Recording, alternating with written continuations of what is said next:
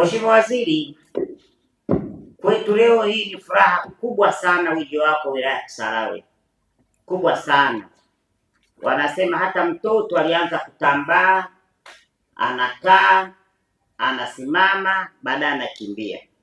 Kwa hiyo kwetu ilikuwa ni faraja kubwa sana. Kama ilivyosema Mheshimiwa Mkuu wa Mkoa, changamoto kubwa tulionayo mkoa wa Pwani ni barabara. Na mimi nikuhakikishia Mheshimiwa Waziri, kama Mheshimiwa Kunenge akijengewa barabara vizuri, tukaunganisha wilaya zote na kwenye viwanda, mapato ya mkoa wa Pwani hata Afrika Mashariki hawezi kufikia Mheshimiwa Kunenge. Kwa sababu gani? Mheshimiwa Kunenge amebezi kwenye objectivity. Ni kiongozi mwana science, lakini mwenye kuhitaji matokeo. Anapenda kazi na ana uwezo mkubwa sana. Kwetu sisi ni role model wetu na anafanya kazi kubwa sana. Mheshimiwa Waziri, wewe ni shahidi.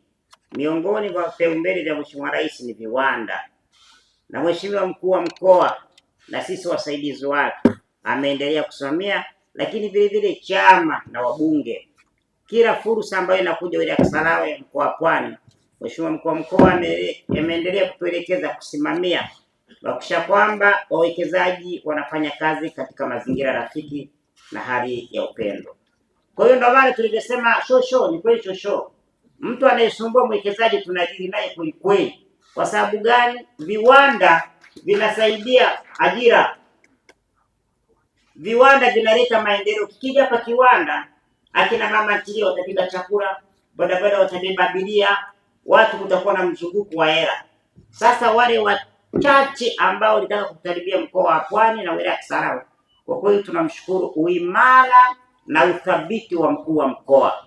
Na hivi karibuni kuna mtu mmoja naye alikuwa mtumishi wa serikali, ataka kutusumbua, kang'ang'ania hekari ya mwekezaji kapeleka serikali mahakamani.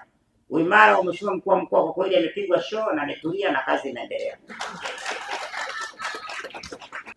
Kipekee kabisa napenda kumshukuru na kumpongeza Daktari Samia Suluhu Hassan, Rais wa awamu ya 6 wa Jamhuri ya Muungano wa Tanzania, kwa kazi kubwa sana na nzuri anayoifanya, kwani ameendelea kuwekeza mazingira bora, salama na uwekezaji nchini na kuifanya Tanzania kuwa vivutio vya uwekezaji. Sisi wana Kisarawe tunapenda kumhakikishia kwamba tutaendelea kutekeleza maelekezo yake kwa kuhakikisha tunatangaza vivutio vyetu vya ndani na nje ya nchi ili kuvutia wawekezaji wengi zaidi na kuongeza idadi ya viwanda hapa Kisarawe. Aidha, tunamshukuru Mheshimiwa Rais kwa kuendelea kuleta fedha kwa ajili ya utekelezaji wa miradi mbalimbali ya maendeleo ndani ya wilaya yetu, lakini vile vile hata mkoa. Mheshimiwa Rais ameleta pesa nyingi sana. Mheshimiwa Waziri, wilaya ya Kisarawe imeendelea kuweka juhudi kubwa katika kuandaa vivutio vya uwekezaji na kuonyesha dhamira ya dhati ya kuunga mkono uwekezaji kwa kutenga eneo maalum la viwanda ambao Waingereza wanaita industrial park.